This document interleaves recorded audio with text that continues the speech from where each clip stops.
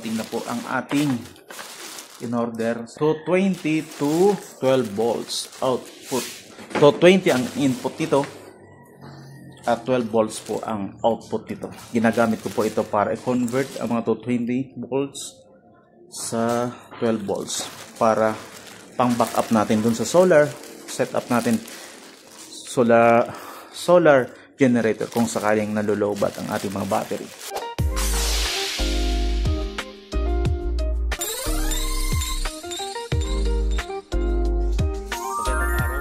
Ayan, ang nag-iisip ko. Wala na. Let's go!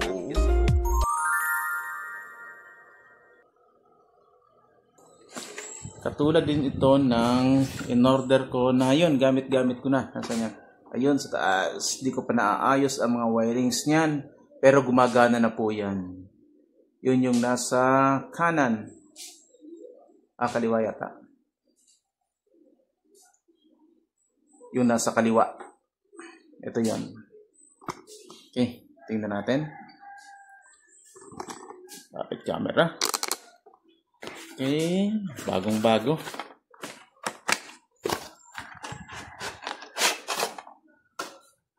Wala siyang manual.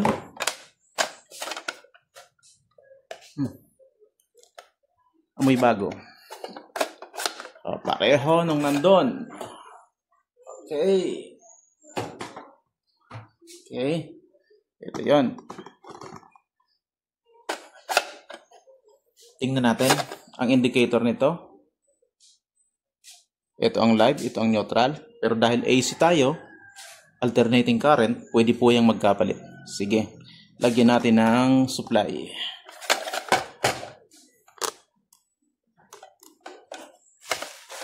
Screwdriver.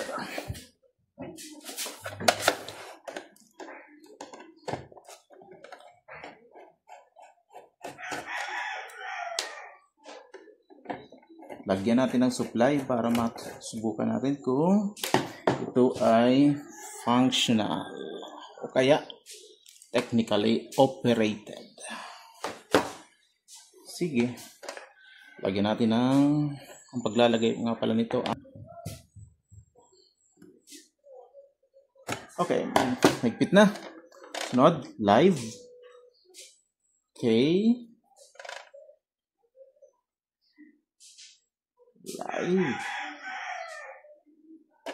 Live clockwise.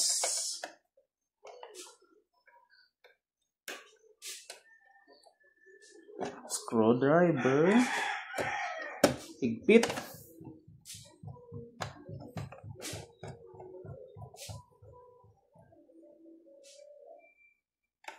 Yan.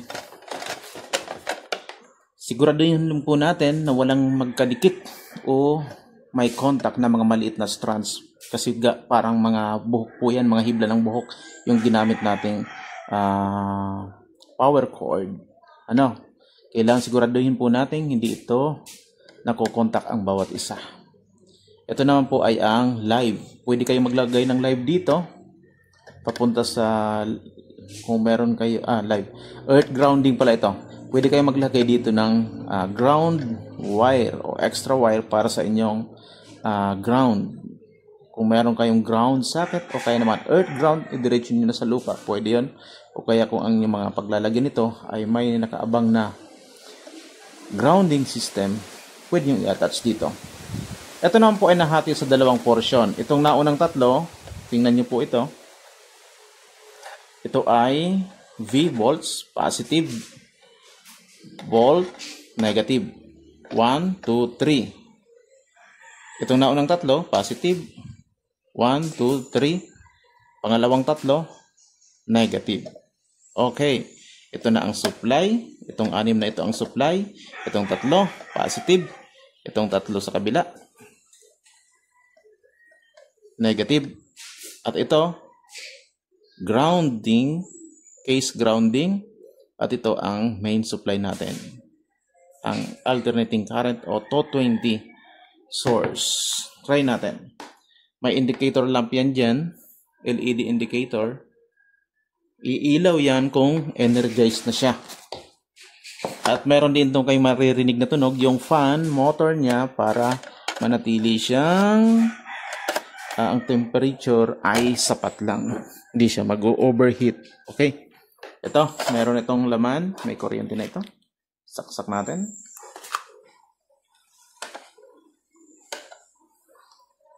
Ayan, umilaw siya. Meron din siyang maririnig kayong tunog. Gawa ng kanyang fan. Cooling fan. Okay. Ngayon, maglalagay tayo ng charge. Siyempre 12 volts din ang ilalagay nating charge na load. Meron ako ditong solar electric fan o 12 volts electric fan.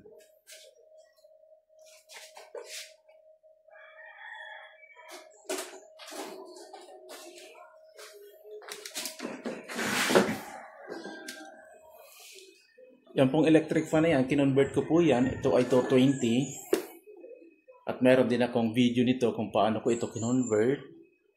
I-upload ko o kaya baka na-upload na. 220 po yan, kinonvert ko na po yan sa 12 volts. Okay. Tingnan natin kung aandar ito.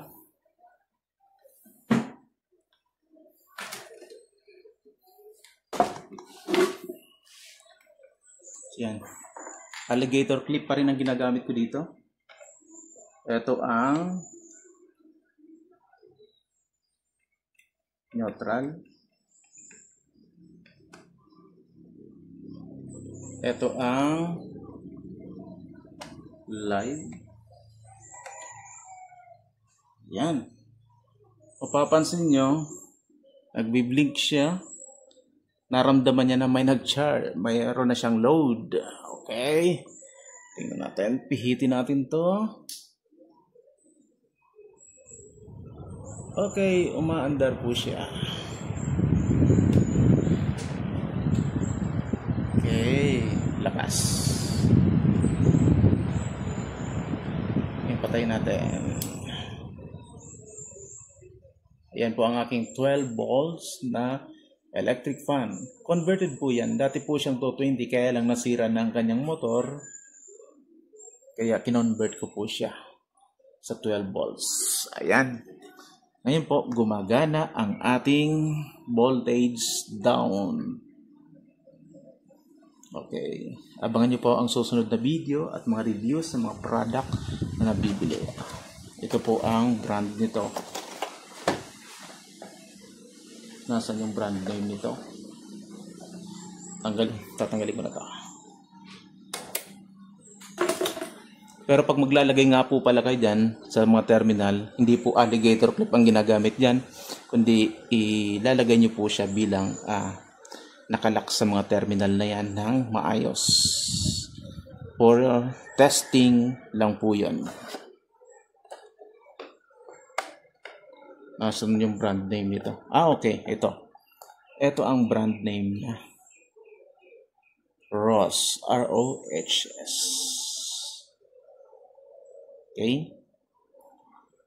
Maganda ang review nito. At ito po pala ay 400 watts capacity. 220, 200 to 240 volts ang AC input niya. Ang ilalagay nyo dito, ito po yon. At ang ilalabas niyang kuryente ay malinis na 12 volts. Ayan, subukan po natin ang kanyang test. Tingnan natin dito. Gamit itong Habo test. Test multi-tester. Tingnan natin kung ilang volts ba ito. Malinis na, ilan ba ito? 11.55. Halos 12 volts na po yan. Maganda po yan kasi hindi siya over voltage. 12 volts po yan. 12.55. Rounded up sa 12 volts. Okay? Tingnan natin kung mapapailaw niya.